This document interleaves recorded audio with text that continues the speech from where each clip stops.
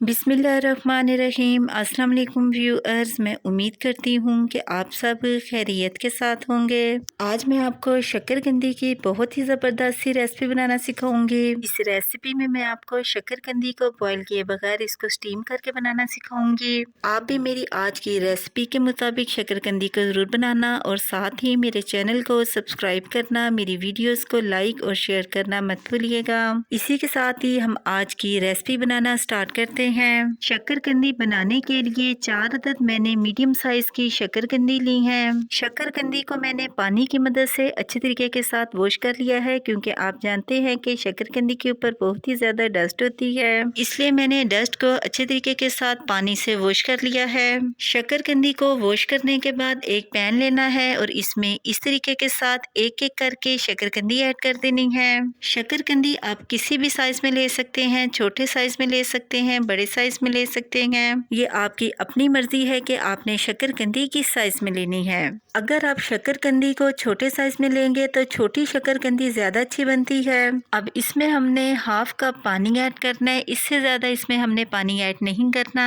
अब इसके ढक्कन के ऊपर एक रुमाल को इस तरीके के साथ लपेट देना है और इसको कवर कर देना है, सेम ऐसे ही जैसे हम चावलों को दम लगाते हैं। रुमाल को ढक्कन के ऊपर लपेटने से स्टीम बाहर नहीं आएगी और शक्करकंदी अच्छी तरह से गल जाएगी। 2 से 3 मिनट तक चूल्हे की फ्लेम मीडियम रखनी है। जैसे ही आपका पैन गर्म हो जाए, हमने चूल्हे की फ्लेम को बहुत ही स्लो कर देना है। स्लो फ्लेम पर 15 मिनट के लिए शक्करकंदी को दम दे देना है। 15 मिनट गुजर चुके हैं और शक्करकंदी हमारी माशाल्लाह से बिल्कुल रेडी हो चुकी है। ये पूरी तरह से कुक हो चुकी है। छुरी की मदद से हम शक्करकंदी को चेक कर लेते हैं। आप देख सकते हैं कि शक्करकंदी बहुत ही अच्छी तरह से गल चुकी है। अब हमने चूल्हे की फ्लेम को ऑफ कर देना है और शक्करकंदी को ठंडा कर लेना है। आप जानते हैं कि जब हम शक्करकंदी को पानी में बॉईल करते हैं तो अक्सर औकात ये बहुत ज्यादा गल जाती है और खाने में बिल्कुल अच्छी नहीं लगती। अगर आप इस तरीके के मुताबिक शक्करकंदी को बनाएंगे तो ये ना बहुत ही ज्यादा गलेगी और ना ही कच्ची रहेगी। शक्करकंदी ठंडी हो चुकी है। अब छुरी की मदद से इस तरीके के साथ हम इसका छिलका उतार लेते हैं। छुरी की मदद से शक्करकंदी का छिलका बहुत ही आसानी के साथ उतर जाता है।